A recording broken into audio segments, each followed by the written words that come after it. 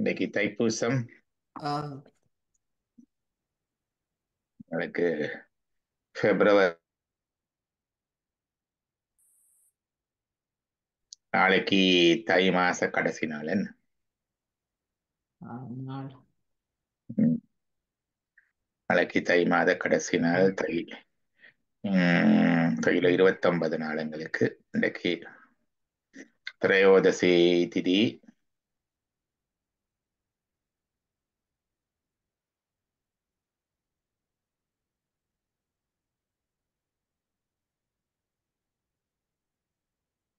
பூச நட்சத்திரம்.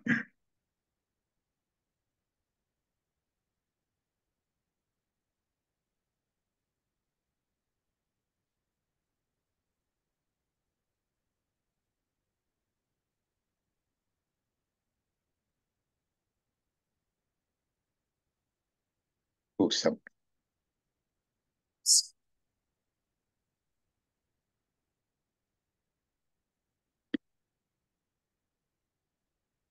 பூசத்தினுடைய இது ஒன்று. முருகனுக்கு தைப்பூசம் சிறந்ததுன்னு எல்லாரும் சொல்றது என்ன?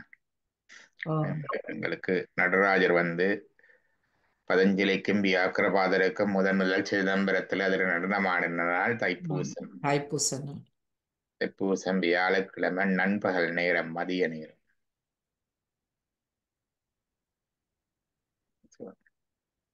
திருச்சிற்றம்பலம்.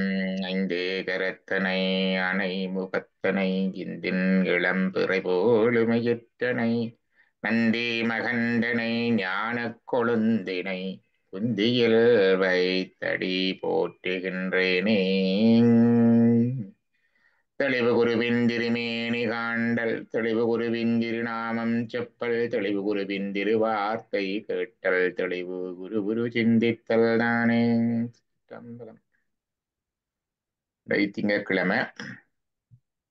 இன்றைக்கு சைவ சித்தாந்தத்தை பற்றி பார்க்கணும் நாங்கள் என்ன. ஆமா.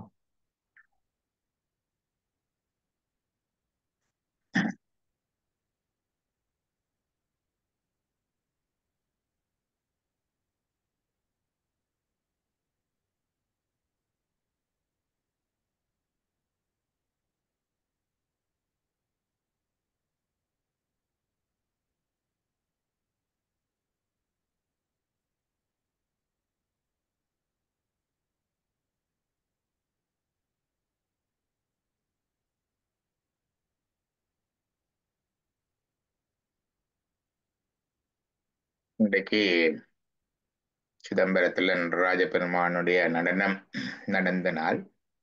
அவருடைய நடனத்தை பற்றி பார்ப்போம். நடராஜர் உருவமே ஒரு ஞான வடிவம் என்றுதான் சொல்றது.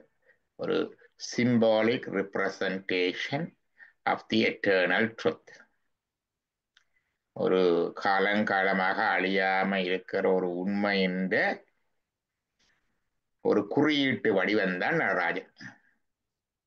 தெய்வத்துல குறியீட்டு வடிவங்கள் சிவலிங்கம் ஒன்று வரும், அர்த்தநாரீஸ்வரர் இரண்டாவதா வரும். சிவலிங்கத்திலேயே அந்த அர்த்தநாரீஸ்வரம் இருக்கு. அதே மாதிரியாக அடுத்த குறியீட்டு வடிவம் நடராஜர். நடராஜருக்குரிய சிறப்பு என்னன்னு கேட்டால், நடராஜ வடிவத்தை நாங்கள் தமிழ்நாட்டில தான் காணலாம். தென்னிந்தியாவில் எல்லாம் நடராஜ வடிவத்தை காண்பதில்லை.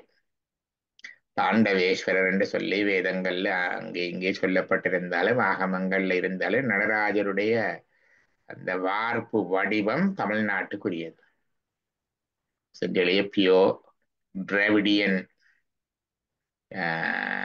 எக்ஸ்பிரஷன் தான் நடராஜர். அது ஒரு சிறப்பு. நடராஜருடைய நடனத்துல அது ஒவ்வொன்றும் சொல்லுவார்கள், இந்த எழுத்து அந்த எழுத்து எல்லாம் பஞ்சாட்சரம் அந்த வடிவம் அதெல்லாம் சொன்னாலும் அந்த நடனம்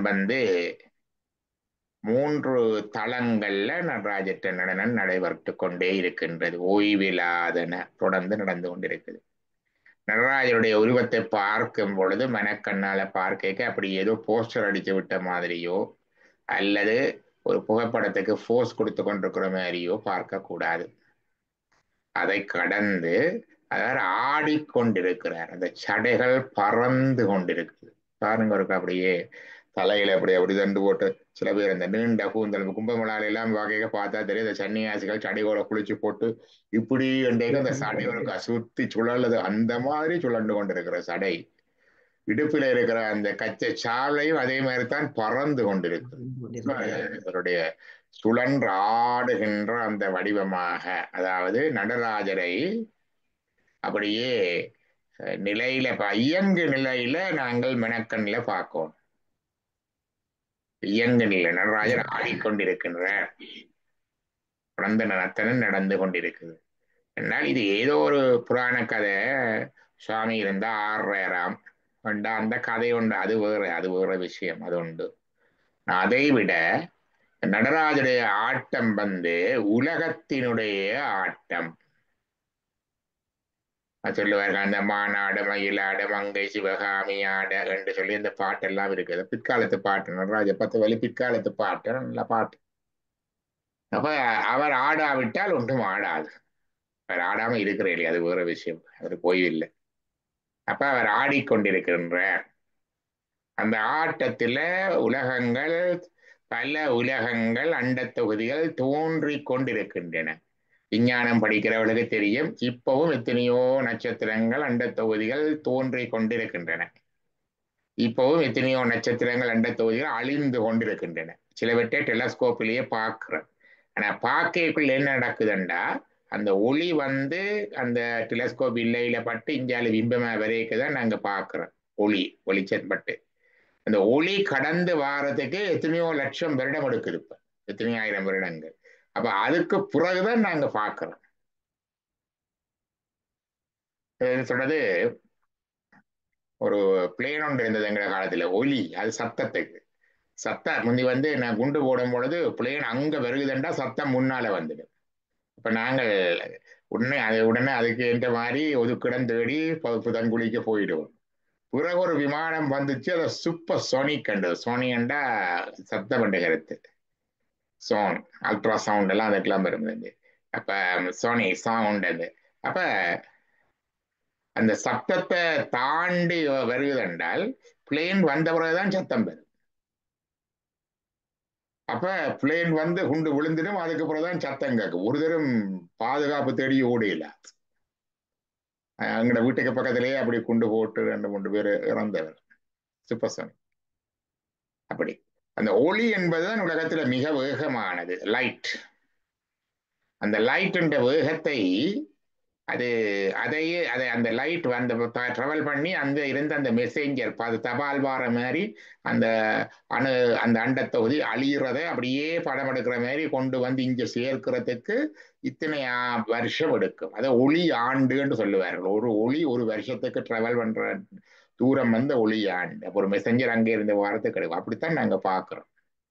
அப்ப ஆண்டவருடைய படைப்பு இவ்வளவு விஸ்தீரணம் கொண்டு வாருங்க. ஒளியின் வேகத்துல அந்த செய்தி அங்கே இருந்து இங்க ஒரு மெசஞ்சர் மாதிரி அந்த டெலிஸ்கோப்ல வந்து பதிகிறதுக்கு இத்தனை ஆயிரம் வருடங்கள் எடுக்கும். ஆண்டை பார்த்துனாங்க எங்களுக்கு பக்கத்துல இருக்கிற அடுத்த கேலக்சிக்கு நாங்க போறதுக்கு கிட்டத்தட்ட 2500 மில்லியன் ஒளியாண்டுகளோ ஏதோ எடுக்குமா. அதாவது அதை குறுக்கால கடந்து அங்கால போறதுக்கு அதுக்குள்ள பிறகு எத்தனை ஆயிரம் ஒளியாண்டுகள் எடுக்குமா. அப்படி இப்படி எத்தனை அண்டத்தொகுதிகள் அழிந்து கொண்டிருக்கின்றன, தோன்றிக் கொண்டிருக்கின்றன, இயங்கிக் கொண்டும் இருக்கின்றன. படைத்தல் காத்தல் அழித்தல் மூன்றும் நடந்து கொண்டிருக்கு. இது என்ன சும்மா என்ன மெக்கானிக்ஸ் மாதிரி எங்கேயோ யந்திரம் ஃபேக்டரி இயங்குற மாதிரி இயங்கி கொண்டிருக்குதா? ஃபேக்டரியிலே மிஷின் ஓடிக்கொண்டிருக்குது, புகை வந்து கொண்டிருக்குது, தண்ணி ஓடுது, நெருப்பு வருகுது, ஒரு ப்ரொடக்ட் வருகுது, அந்த மாதிரி ஏதோ நடந்து கொண்டிருக்குதா? இல்லை. இதுக்குள்ளே இறைவன் ஒரு பிளான் ஒன்று வச்சிருக்கிறார். இது எங்களுக்காகத்தான் இவ்வளவு நடந்து கொண்டிருக்கு. நாங்கள் இங்க பூமியில இருக்கிறோம். ஏன் அங்க நடக்குது? நாங்கள் இங்க இருக்கிற சூரிய குடும்பத்துல பூமியில இங்க அமெரிக்கால இருக்கிறோம். அது எங்கோ 2500 5000 10,000 மில்லியன் ஒளியாண்டுகளுக்கு அங்கால ஏதோ ஒரு கிரகம் தோன்றது அடைகிறது எங்களுக்கு என்னன்னு கேட்டா இங்க இருக்கிற மாதிரி அங்கேயும் வேறு வகையான உயிர்கள் மற்றவர்கள் வாழ்றதுக்குரிய வாழ்டங்கள் இருக்குது. இப்ப எல்லா அண்ட தொகுதியிலையும் உயிர்கள் இருக்குதோ? இல்லையே. சொல்லலாது. நாங்கள் அவ்வளவு போய் பார்த்து நாங்கள் அது தெரியாது. ஆனால் அங்க இருக்கிற உயிரினங்கள், அங்க இருக்கிற இயக்கங்களை எங்களுடைய புலன்கள், எங்கட கணிப்பால பார்க்கவோ, எதிர்வு கூறவோ முடியாமல் இருக்கும். ஏனென்றா நாங்கள் இருக்கிறது பிரகிருதி மாயா உலகம். இந்த இயற்கை விதிகள் பிசிக்ஸ்ல தான் வருகிறது. இது இந்த விதியே போயிடும். நீங்க பாத்தீங்கன்னா உலகம் அழியக்க இங்க செல்வினா ஒரு பிளாக் ஹோல், ஒரு கருந்துளையில போய் ஒடுங்குது. இந்த கருந்துளையில போகைக்கு என்னென்று கிடக்குதுண்டா, அது சொல்லுவார்கள் அந்த ஒளியே அங்க பெண்ட் பண்ணுதா, ஒளி வளையுது. அது இங்க நடக்காது. ஒளி வளைஞ்சு, நீங்க லைட் அடிச்சா நேரதான் லைட் போகுது. லைட் எங்க வளைஞ்சு போகுதோ இல்லை, அந்த பிளாக் ஹோலுக்கு ஒளியே வளையுது. அப்ப இங்க லோ அங்க மாறுது. அதுக்கு அங்கால என்னன்றதுக்கு தெரியாது. அது மாதிரி இதுக்கு தோற்றத்துக்கு முந்தியும் எங்களுக்கு தெரியாது. என்னோட எங்கட இயற்கை பௌதீக ரசாயன உயிரியல் விதிகள் எல்லாம் வளைந்து நெளிந்து எல்லாம் மாறிடும் அங்க. அப்ப அதை கண்காணிக்காம இருக்கவோ இல்லையோன்னு சொல்ல இயலாது. சரி, அது ஒன்று வாதம். ஆகவே அங்க இருக்கலாம், எங்களுக்கு தெரியாம இருக்கிறது. ஆனா உயிர் இல்லாமலும் கணக்க இருக்குது கோலங்கள். அது என்னத்துக்கு இருக்குன்னு சொன்னால், உண்டு உயிர் பூமி தோன்றினோன்னு உயிர் வந்துட்டுதோ பூமியில இல்ல. இந்த கருங்க என்ன, இந்த வெடிச்சு சிதறைக்குள்ள 13.7 பில்லியன் வருடங்களுக்கு முன்னல் ஒரு பிக் பேங் கண்டு வெடித்து சிதறியது. சிதறைக்குள்ள எங்கட உலகத்துக்குரிய இது வருகிறது. அதுக்குள்ள இந்த எங்கட தொகுதிகளுக்குள்ள வரையக்குள்ள எங்கட இந்த பால்வி அது வந்த பிறகு இந்த எங்கட சூரிய குடும்பம் அதுல தோன்றது ஒரு 8 பில்லியன் வருடத்துக்கு முந்தித்தான். இப்ப இடையில 5 பில்லியன் வருடங்கள் இது தோன்றையில தோன்றதுக்குரிய ஆயத்தங்கள் நடந்து கொண்டிருக்கு. 8 பில்லியன் வரைக்கும் தோன்றைக்குள்ள இது ஆட்கள் வாழ்றதுக்குரிய இடமா இருக்கு இல்லை. பிறகு அது எத்தனையோ பில்லியன் வருடங்கள் போகத்தான் தண்ணி வருகுது. அதுக்கப்புறம் எத்தனையோ பில்லியன் போகத்தான் உயிர்கள் வருகுது. அதுக்கப்புறம் எத்தனையோ பில்லியன் போகத்தான் அங்கால மனுஷன் வாரான். அப்படி அதே மற்றதுகள் அந்த தயார் நிலையில வேறு வேறு நிலைகள்ல இருக்கிற அண்டங்களாக இருக்கலாம். பேப்பர்ஸ் இல்லாம கடவுளுடன் வைக்கிறீங்களே உண்டு. உயிர்கள் இல்ல, உயிர்கள் இருக்கலாம், எங்களுக்கு தெரியாமல் இருக்கும். அல்லது உயிர்கள் வருங்காலத்தில் வருவதற்கான ஆயத்தங்கள் நடந்து கொண்டிருக்கலாம். அது ஒன்று.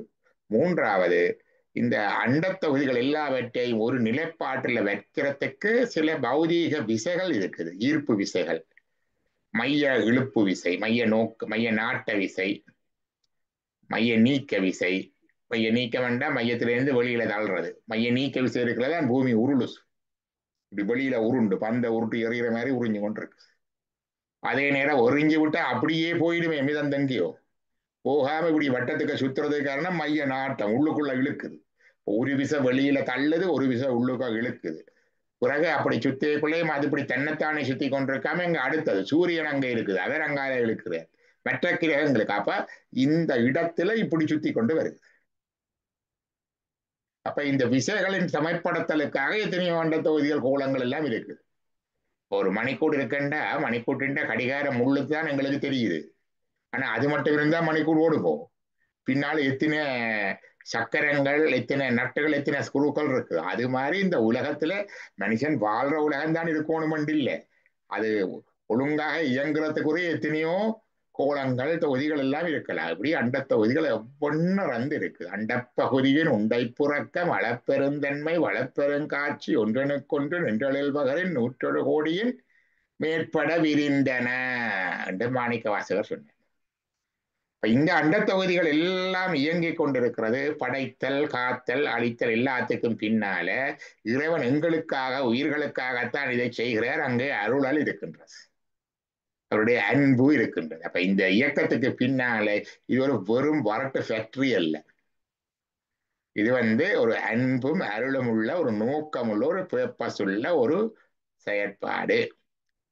ஆனால் இது எங்களுக்கு தெரியாம இருக்குது. எல்லாருக்கும் தெரியுதோ இதுகள் புரியும். இந்த இயற்கையே தெரியல, அது வேற விஷயம். அந்த கடவுள் அதுக்குள்ள இருக்கிற கடவுளுடைய சித்தமும் அவருடைய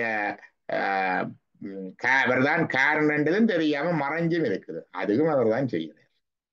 அப்ப எல்லா சமயங்களும் படைத்தல், காத்தல், அழித்தலை சொல்ல, அதோடு அருளலையும் சொல்லி, எல்லா சமயத்திலும் கடவுள் அருள் தான். இங்கே அருளலை தனியா சொல்லி மறைத்தல் என்றும் தனித்துவமான கடவுளுடைய செயற்பாட்டையும் வைத்தது செய்வோம். அப்ப நடராஜ வடிவத்துல சொல்லுவார்கள், இந்த உலகம் இயங்கிக் கொண்டே இருக்குது. அண்ட சராசரம் எல்லாம் இயங்கிக் கொண்டு ஓடிக்கொண்டு அசைந்து கொண்டே இருக்கிறது. அந்த அசைவுதான் நடராஜனுடைய ஆட்டம். அவருடைய கையிலே இருக்கிற உடுக்கை ஒலியை பிறப்பிக்கிறது. அதுதான் நாதம், அதுதான் படைத்தல். அவருடைய அபயகரம் அப்படி அபயம் பயப்படாதே அஞ்சேல் என்று சொல்லிக் கொண்டிருக்கிறது. அது காத்தல். என்ற கையில நெருப்பு இருக்கிறது. அந்த நெருப்பு வந்து அழித்தல். அடுத்ததாக ஊன்றிய திருவடி இருக்கின்றது. அது மறைத்தல். அது ஆணவத்தை அமர்த்தி வச்சிருக்குது. எங்களுடைய ஆணவம் எங்களுக்கே தெரியாது இருக்குது என்று. அதான் இந்த விந்தை.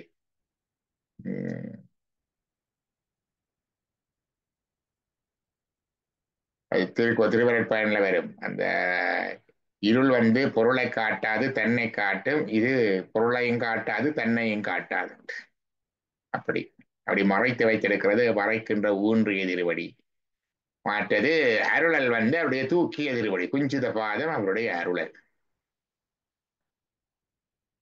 இன்றைக்கு ஜோஸ்வாமியுடைய பாட்டுல ஊன்றிய பாதத்தில் அமர்ந்திட வேண்டும் என்ற பாட்டு ஒன்று வந்தது, பார்த்து நாங்க. பொதுவாக ஊன்றிய பாதம் என்பது அழுத்துதல். அது பிறகு பொருள் என்னென்று கேட்டால், இதெல்லாம் ஊன நடனத்துல தான் இது. ஞான நடனத்திலே அவருடைய ஊன்றிய பாதம் அவருடைய அருள்ல எங்களுடைய அழுத்துது. அதான் யோசுவாமியுடைய பாடலுடைய கருத்து. இது ஊன நடனம். ஊன நடனம் குரோஸ் டான்ஸ். இப்படி உலகம் படைத்தல் காத்தல் அழித்தலுக்காக இருக்கும். ஞான நடனம் என்பது எங்களுடைய ஆன்மாவில நடக்கிறது. மல்வினையை சுட்டு மாயதனை வீசி மல்வினையை சுட்டு மலமுதறி என்றெல்லாம் வரும் அந்த பாட்டு. அது வந்து ஒவ்வொரு ஆன்மாவிலையும் நடந்து கொண்டிருக்கின்ற நடனம். எங்கள் உள்ளுக்குள்ள ஆன்மாவில் நடக்குது. ஆன்மாவில அவருக்கு ஒரு அரங்கு ஒரு இருக்குது, ஸ்பேஸ் ஒன்று இருக்குது. அதுதான் சித் சபை, சித்தம்பலம், சிதம்பரம். அம்பரமண்டா ஸ்பேஸ், வழி, மேடை. ஆன்மாவில அவருடைய நடனம் அனவரதமும் தொடர்ந்து நடந்து கொண்டே இருக்குது. ஆடிக்கொண்டே இருக்கிறார் ஐயன் என்று ஆன்மாவிலே. ஆனா எங்களுக்கு தான் தெரியுதில்லை, மறைப்பு. அப்ப அனவரதமும் அவர் ஆடிக்கொண்டிருக்கிறார் ஆன்மாவில. அந்த நடனத்தை சொல்லுவார்கள் ஞான நடனம். அந்த ஞான நடனத்துல எங்களை திருவருள்ல அழுத்துறது அவருடைய ஊன்றிய திருவடி. ஊன்றிய திருவடி. அதுதான் ஜீவசுவாமியுடைய பாட்டுல ஊன்றிய திருவடிக்கு கீழே இருக்கணும் என்ற கருத்து வந்தது. அது ஞான நடனம். ஆன்மா ஒவ்வொரு ஆன்மாவிலேயும் நடக்குது. ஆன்மாக்கள்ல 3 நிலைகள்ல இருக்கிற ஆன்மா இருக்கு. இதுவரையில பிறப்பே எடுக்காத ஆன்மா இருக்குது. காரிட்ட ஆணவ கருவறையில் அறிவிலாது கண்ணிலா குளவியைப் போல் கட்டுண்டிருந்த எமை. அந்த நிலையிலேயும் அங்க நடனம் நடக்குது. அங்க நடக்கிறபடியாத்தான் அது உயிர் என்ற உயிர்ப்போடு இருக்குது. அது இல்லாட்டி அது ஷடம். அப்ப அங்கேயும் அந்த நடனம் நடக்குது. இந்த நிலையில நாங்கள் பிறந்து இறந்து இதண்டைக்குள்ளே அந்த நடனம் உங்களுக்கு நடந்து கொண்டே இருக்குது. முத்தி நிலையிலும் நடக்குது. 3லையும் அவருடைய நடனம் ஞானம் தான். ஆனா ஒவ்வொன்றிலையும் அதனுடைய எங்களுக்கு அதனுடைய பரிமாணங்கள் வித்தியாசம். அந்த பிறப்புக்கு முந்தைய நிலையில காரிட்ட ஆணவ கருவறையில ஆன்மாக்கள் முதல் பிறப்பு எடுக்க முதல் இருக்கிற நிலையில ஆன்மாவுக்கு ஒரு உயிர்ப்பு நிலையை கொடுத்து வச்சிருக்கிறது இவருடைய ஆட்டம்.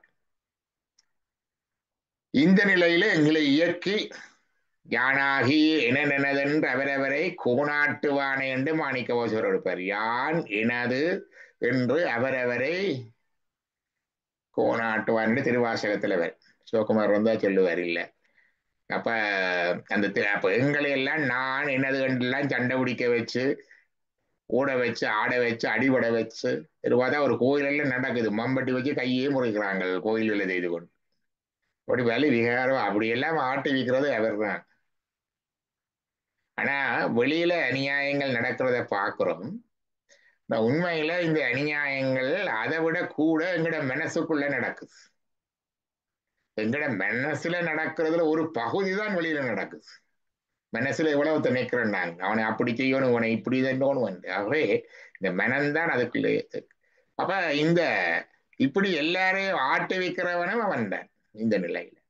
முத்து நிலையில அந்த திருவர் சக்தியில அழுந்தி அந்த முத்தி ஆனந்தத்தில அழுத்தி எங்களை அனுபவிக்க வைக்கிறவனும் அவன் தான். மூன்று நிலையிலையும் அவனுடைய நடனம் ஆன்மாவிலே நடந்து கொண்டிருக்கிறது. ஆன்மாவில் என்றும் பிரியாது இறைவன் இருக்கின்றான். சிவலிங்க பூஜை செய்பவர்கள் சிவலிங்கத்திற்காக நாங்கள் ஆன்மாவில சிவலிங்கமாக கண்டு ஆன்மலிங்கமாக கண்டு அந்த ஆன்மலிங்கத்துக்குள்ள அந்த ஆத்மலிங்கமாக இருக்க அந்த லிங்கத்துக்குள்ளே சிவத்தை தரிசித்து வழிபடுறது எங்களோட வளமை. ஆனா நடராஜர் வழிபாடுபடி மகுடாகமத்துல இன்னொரு விதி கொண்டு இருக்குது. இந்த வழிபடுற இந்த லிங்கத்தின் உச்சியிலே அந்த நடராஜர் நடனம் ஆடுவதாக வழிபடுவது. சிவலிங்கத்தின் இருதயத்தில் இருக்கிற சிவலிங்கம் இந்த உச்சியில நடராஜர் நடனமாடுவதாக இருக்கிறது. இதுக்கு அதீதமா இருப்பேன்.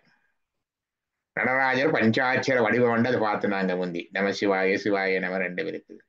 இப்ப நடராஜர் சிவலிங்கத்துல வழிபடுகிற பொழுது நாங்கள் ஆவாகனம் பண்ணுகிற போது அகாரம் சத்திய வக்ரம் சாத் என்று வரும். சத்தியம் என்றா சத்தியோஜாதம், வக்ரம் என்றா முகம் என்று தெரியும் எங்களுக்கு.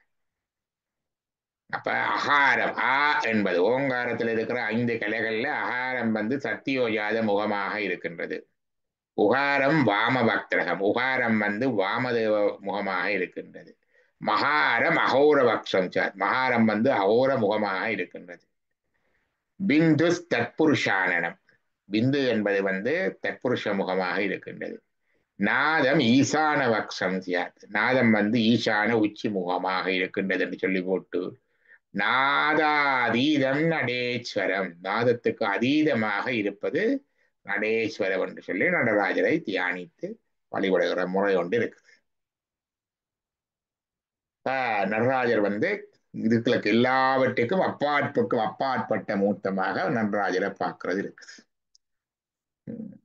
இது இந்த நடராஜர் இது பரலோகத்துக்கு அந்த அப்பாலுக்கு அப்பாற்பட்ட இருப்பு. பிறகு சுத்தமாயா உலகத்துல மகேஸ்வர மூர்த்தங்கள் இருக்கு 25. அதுல ஒரு நடராஜர் அவர் உருவத்திருமை நடராஜர். இவர் ஞானமான நடராஜ பெருமான், ஞானமே வடிவாக இருக்கிற நடராஜ பெருமான் தான் இவர்.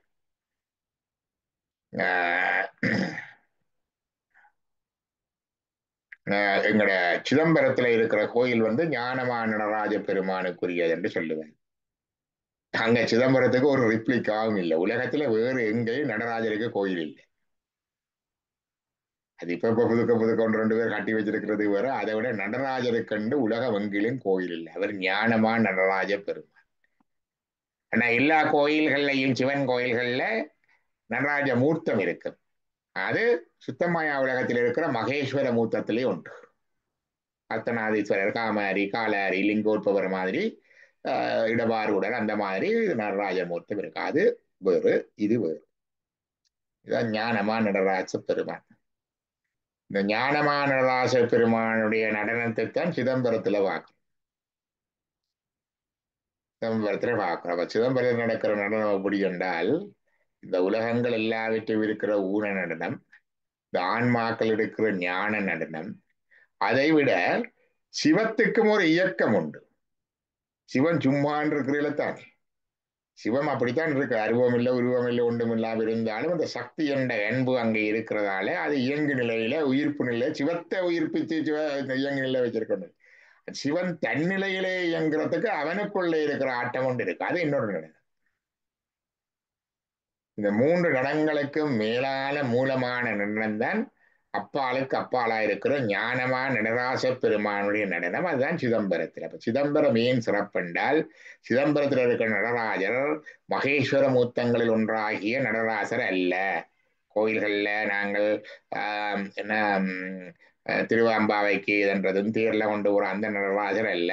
அவர் மகேஸ்வர மூர்த்தங்களில் ஒருவராகிய நடராசர். சிதம்பரத்தில் இருக்கிற நடராசர் இந்த சிவலிங்க மூர்த்தத்துக்கு அப்பால, அந்த தத்துவங்களுக்கு அப்பால, நாத தத்துவம் தான் 36 தத்துவம், அதுக்கு அப்பால நாதாந்தமாக அதற்கு அப்பாலா இருக்கிற ஞானமா நடராச பெருமான். அந்த சிதம்பரத்துல தரிசனம்ன்றது சிதம்பர தரிசனத்துக்கு எவ்வளவோ பரிமாணங்கள் இருக்கு. ஒரு பூக்கள் இதழ்கள் மலர்றது போல ஒரு பரிமாணங்கள் இருக்கு. அப்ப அந்த பார்த்தா சொல்லுவாங்க எங்கன் சிதம்பரம் எங்கன் திருநட்டம் என்று சொல்லி திருவாசகத்துல வரும். எல்லா இடமும் சிதம்பரம் தான், எல்லா இடம் அவற்றை நடனம் தான். ஆனா ஒவ்வொரு இடத்துலயும் அவருடைய நடனத்தினுடைய தன்மை, நடனத்தினுடைய தளம், நடனத்தினுடைய புரிதல் வித்தியாசமா இருக்கு. அதான் சொல்றது. அப்ப ஞானமா நடராச பெருமானுடைய நடனம் தான் நாங்க சிதம்பரத்துல பார்க்கிற நடனமா இருக்குது. அப்ப 3 தளங்கள்ல இருக்குன்னு பார்த்து நாங்க உண்டு. உலகத்துக்காக உலகங்கள்ல இயங்கிக் கொண்டிருக்கின்ற நடனம், ஆன்மாக்கள் தோறும் இயங்கிக் கொண்டிருக்கின்ற நடனம், இறையிலேயே அவருக்குள்ளேயே இயக்கமாக இருக்கின்ற நடனம் என்று 3 இருக்கின்றது. இந்த 3 நடனங்கள் 3 பரிமாணங்கள் இருக்கின்றன இறைவனுடைய நடனத்துக்கு. அதிலேயும் ஆன்மாக்களை நடக்கிற நடனம் கேவல நிலையில இதுவரையில புறவிக்குள்ள வராத ஆன்மாக்கள்ல நடந்து கொண்டிருக்கிற நடனம். இப்படி பெத்த நிலையில புறப்புறப்பில வந்து வந்து போற எங்கள் எல்லா ஆன்மாக்கள்ல நடந்து கொண்டிருக்கின்றன. முத்தி நிலையில முத்தி இன்பத்தை அனுபவித்துக் கொண்டிருக்க ஆன்மாக்களில் நடந்து கொண்டிருக்கின்றன என்று 3 இப்ப நடராஜருடைய நடனம் என்றால் எங்களுக்கு உலகத்திலையும் கொஞ்சம் ஞாபகத்துல வந்தது என்றால் நடராஜருடைய உருவத்தினுடைய சிறப்பு. இந்த ஊன நடனத்தை ஓரளவு எல்லாரும் உணர்ந்துட்டாங்க. இது முதல் முதல் வெளியில சொன்னது, ஊன நடனத்தை பற்றி வெளியில சொன்னது ஆனந்த குமாரசாமி, கலாயோகி ஆனந்த குமாரசாமி. சேர்பன் ராமநாதனுக்கு ஒரு விதத்துல தொடர்பு. அவருடைய தகப்பனார் முத்துக்குமாரசாமி மேனிப்பாயை சேர்ந்தவர்.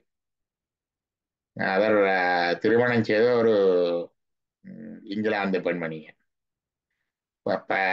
பிறகு தகப்பனார் இவர் வயிற்றுல இருக்கைக்கே தகப்பனார் இறந்துட்டார்.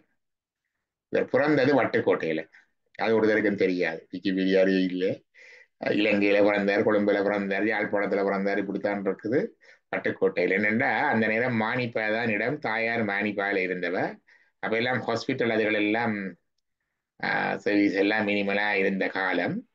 மானிப்பாயிலையும் கொஞ்சம் மிஷனரி வந்துட்டுது. ஹாஸ்பிட்டல் தாக்கிட்டுதோ துவங்கிட்டுதோ என்ன தெரியல, அங்கே இருக்க வேணும். ஆனா இவருடைய தாயார் ஆங்கிலேய பெண்மணியாக இருந்தபடியினால, அமெரிக்க ஆங்கிலேயர்கள் வட்டுக்கோட்டையில மிஷனரியில் இருந்தபடியினால ஒரு சோஷியல் அண்ட் செக்யூர் ரீசனுக்காக இங்கதான் வந்திருந்து பிரசவம் நடந்தது. பட்டுக்கோட்டையில அங்கதான் ஆனந்த குமாரசாமி பிறந்தார். அவரை கொண்டே இங்கிலாந்துல தான் வளர்த்தவர். அவர் வளர்ந்த பிறகு அங்க பட்டம் பெற்று அவர் பிறகு இலங்கைக்கு திரும்பி வந்து கவர்மெண்ட் சர்வீஸ்னா பிறகுதான் இங்கே இருக்கிற கலைகள், சிற்பங்கள், கட்டிடங்கள், இந்த சிங்களருடைய கட்டிடங்கள் எல்லாத்தையும் முதல் கண்டுபிடிச்சு வெளியில கொண்டு வந்தது அவர் தான். ரூவன் விவசாய விகாரி எல்லாம் அப்படியே காடு வத்தி போயிருந்தது, இப்ப இருக்கிறவர் இருக்கு. அந்த கலைகளினுடைய தரத்தை அதுவரைக்கும் ஐரோப்பிய கலாச்சாரம் இந்த ரோம கிரேக்க கட்டிடங்களும் கிளைகளும் தான் உலகத்தில் சிறந்த கலைப்படைப்பட்டு யோசிச்சு கொண்டிருந்தது. இவர்களை பற்றி ஆங்கிலத்தில் எழுதினார். இந்த ராயல் ஏசியாட்டிக் சொசைட்டி ஒன்று இருக்குது, அந்த கலைகள் அதை பற்றி எழுதுற இதில் அதெல்லாம் எழுதி மற்றவர்களுக்கு கொண்டு வந்தார். அவர் எழுதின புத்தகங்கள் கட்டுரைகள் ஒன்றுதான் டான்ஸ் ஆஃப் சிவா, சிவ நடனம். அது ஒரு புத்தகம் முழுக்க நடனத்தை பற்றி இல்லை. அது ஒரு 10-12 கட்டுரைகள் உள்ள புத்தகம். அதில் ஒரு கட்டுரைக்கு பெயர் டான்ஸ் ஆஃப் சிவா. அதனால அந்த பெயர் தான் புத்தகத்துக்கு வந்தது. அதில் இந்த நடனத்தினுடைய தத்துவத்தை விளக்குகிறார். அது முதல் வெளி உலகத்துக்கு வருகிறது அந்த தத்துவ விளக்கம். இது ஊன நடனம், உலகத்தின் படைத்தல், காத்தல், அழித்தல், மறைத்தல் சொல்றது. அவருக்குள்ளால் இது வெளியில பிற்காலத்துல பிரிஜோ கேப்ரா என்ற ஒரு பிசிஸ்ட், அவர் டாவோ பிசிக்ஸ் என்ற புத்தகத்தை எழுதினவர். அவரும் இந்த நடனத்தை உணர்கிறார். உலக விஞ்ஞானத்துல இந்த சொல்லப்படுறதெல்லாம் இந்த நடராஜத்தின் நடனத்துல இருக்கிறதான் என்று அவர் உணர்கிறார். அதுக்கு பிற்பாடு அவர் உணர்ந்த பிற்பாடு பார்த்தால் சுவிட்சர்லாண்டில் இருக்கிற அணு ஆராய்ச்சி மையம், ஐரோப்பிய அணு ஆராய்ச்சி மையம், centre for nuclear research in Europe, CERN, CERN என்று சொல்லுவார். அந்த அங்கே ஒரு மிகப்பெரிய நடராஜ சிலை ஒன்று அங்க வச்சிருக்கிறார். ஏனென்றா அதுவும் அதைத்தான் குறியீடாக அதை குறிப்பிடுது என்பது. விஞ்ஞானிகளுக்கு இந்த நடராஜருடைய நடனத்தினுடைய இந்த தூல நடனம் என்று சொல்லப்படுகின்ற இந்த உலக இயக்கத்துக்குரிய நடனத்துக்குரிய குறியீடு என்பதை அவர்கள் புரிந்திருக்கிறார்கள். அது குறியீடு அது புரிந்தொன்னும் செய்யல, அதை சொல்லுது என்றது விளங்கி இருக்கு. அவர்களுக்கு ஒரு ஆச்சரியமா இருக்கு, அந்த காதலே இப்படி எல்லாம் சொல்லி வச்சிருக்கிறாங்க. ஆனா அதுக்கு அடுத்ததா இருக்கிற ஞான நடனம் மற்ற நடனங்கள் எல்லாம் அவர்களுடைய சப்ஜெக்ட் இல்லை, அதெல்லாம் வெங்கட சப்ஜெக்ட். இதை நாங்கள் எந்த அளவுக்கு புரிந்திருக்கிறோம் என்றுதான் தேவை. இந்த விஞ்ஞானிகள் ஊன நடனம் புரியும், எங்களுக்கு ஊன நடனமே இன்னும் புரியல, அதான் சிரிப்பு. அவங்களுக்கு அதென்றாலும் புரிஞ்சுட்டு எங்களுக்கு சிவபெருமானுடைய இந்த நடராஜருடைய ஊன நடனம், இந்த உலக இயக்கத்துக்கு நடனமே புரியல. நீ ஞான நடனம் அது, அதுக்குரிய ஐந்தெழுத்து நமசிவாய, அதுக்குரிய கீ. இந்த கீ வந்து என்னன்னு கேட்டா நாங்கள் அஞ்செழுத்தை உபதேசமாக பெற வேண்டும், கள்ள கீ போட்டு திறக்க இயலாது. அது ஒன்று. ரெண்டாவது, உபதேசமாக பெற்றாலும் அதுக்குரிய பீஜ மந்திரத்தோட எடுக்க வேணும், ஓம் ஆம் வந்து ஏதாவது. பிறகு அதுக்குரிய கீழகம் வேணும், கீழகம் அனுஷ்டானம் செய்து நியாசம் செய்து சொல்ல வேணும். பீஜம் மந்திரம் கீழகம் என்ற மூன்றையும் பாவிச்சு, இந்த மந்திர திறவுகோலை பாவிச்சு அதை அனுஷ்டானங்கள் செய்து கொண்டு வரத்தான் நடராஜ பெருமானுடைய ஞான நடனம் எங்களுக்கு புரியும், புலனாகும், விளங்கும். அது வரைக்கும் நாங்கள் நடராஜ பெருமானுக்கு அரோகரா போட்டு அபிஷேகம் செய்து கும்பிட்டு கொண்டு இருப்போம். நாங்க கேள்விகள் இருந்தா கேளுங்க.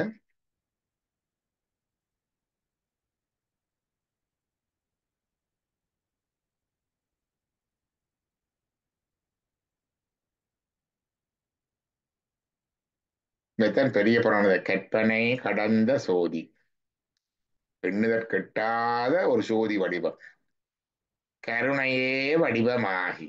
சக்தி தான் அதுக்கு வடிவத்தை கொடுக்குது. அற்புத கோல நீடி அருமறை சிரத்தின் மேலாம். இந்த வேதங்கள் சொல்லுகிற அந்த முடிந்த முடிவு, சிரமண்டது உச்சி, அந்த உச்சி அதுக்கும் மேலாக அதீதமாக சித் பர வியோமமாகும் திருச்சிற்றம் பலத்துள் நின்று. சித்தண்டா அறிவுள்ள, பரமண்டால் சுப்ரீம், வியோமண்டா ஆகாசம், பர ஆகாசம். இப்ப ஆகாசத்துல மூன்று, இது ஜட ஆகாசம். வெளியில இருக்கிற ஸ்பேஸ் வந்து ஜட ஆகாசம், வெளி ஆகாசம் வந்தா வானம் மட்டும் இல்லை, இந்த நாங்கள் அசைகிற இந்த ஸ்பேஸே ஆகாசம் தான். இது ஜட ஆகாசம், இந்த ஜட உலகில் இருக்கிற ஆகாசம். இந்த ஜட உலகத்துல ஆகாசம் உலகங்களையும் வியாபித்திருக்கும். சுதகிரகமாய உலகம், அசுத்தமாய உலகம், சுத்தமாய உலகம். இந்த உலகங்களுக்கு அப்பால பரலோக இருப்பு இருக்குது. இறைவனுடைய சக்தியே அந்த இதுக்கு உறுப்பாக இருக்கிறது, அது தத்துவங்களால் ஆனதல்ல. அந்த பரலோகத்துல பர ஆகாசமாக இருப்பது அவர். பர ஆகாசம் இங்கேயும் இருக்குது, இங்க இருந்து வியாபித்து உலகங்களையும் வியாபித்து அதுக்கு அப்பாலாயும் இருக்கிறது பர ஆகாசம். இந்த பர ஆகாசமே சக்தி தான், ஸ்பேஸ் தானே. இறைவனுக்கு ஸ்பேஸ் கொடுக்கிற சக்தி, அது சக்தி தான். இப்ப ஜட ஆகாசம் பர ஆகாசம். அடுத்த ஆகாசம் வந்து சித்த ஆகாசம். சித்தண்டா அறிவு, உயிர், அறிவு உள்ளது. அப்ப ஆன்மாவுக்குள்ள இருக்கிற ஸ்பேஸ் வந்து சித்த ஆகாசம், சிதம்பரம். சிற்பர வியோமமாகும் திருச்சிற்றம் பலத்துள் நின்று. அப்ப சிற்பரம் சொன்னார், வியோமம் சொன்னார், திருச்சிற்றம்பலம் சொன்னார். இப்ப சித்திரம் என்பது ஆன்மாவில நடக்கிற நடனம். வியோமம் என்பது ஜட ஆகாசத்தில் இருக்கிற நடனம், இது சித்த ஆகாசத்தில் இருக்கிற நடனம். ஆஹ் மற்றது சித்த பரம் என்றது. அடுத்தது வியோமமாக திருச்சிற்றம்பலத்துள் நின்று, அங்கேயும் அவருடைய நடனம் நடக்குது. மூன்று நடனங்களையும் உண்டாக்கி இருக்கிறேன். சிற்பர வியோமமாகும் திருச்சிற்றம்பலத்துள் நின்று பொற்புடன் நடஞ்செய்கின்ற பூங்கழல் போற்றி போற்றி.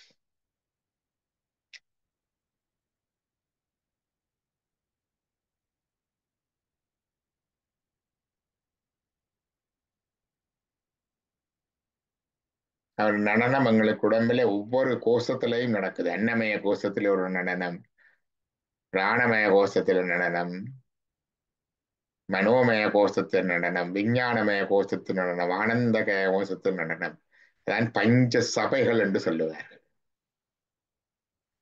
சித்தம்பலம், பொன்னம்பலம் இருக்குல்ல. கனகசபை, சிற்சபை, கனகசபை, ரத்தின சபை, இப்படி ஒவ்வொன்றா சொல்லுவார்கள். ஒவ்வொரு சபைகளில் நடக்கிற நடனம். சிற்சபை என்பது நடராஜருடைய இந்த கர்ப்ப கிரகத்தில் நடக்கிறது. கனக சபை என்றது அதுக்கு முன்னால் இருக்கிற அந்த இதுல நடக்கிறது.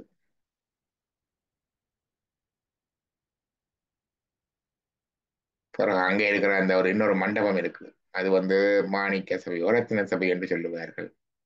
அப்படியே கடைசியாக அந்த அந்த ஆயிரங்கால் மண்டபத்தில் நடக்கிறது. அது இன்னொரு சபை, 5 சபை சிதம்பரத்திலேயே இருக்குது. 5 தூடங்கள், 5 சரீரங்களிலும் அவருடைய நடனம்.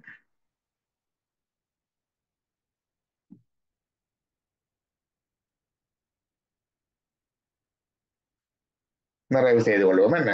வான்முகில் வளாது பெய்க மலிவளம் சுரக்க மன்னன் கோன்முறை அரசு செய்க குறைவிலாது உயிர்கள் வாழ்க.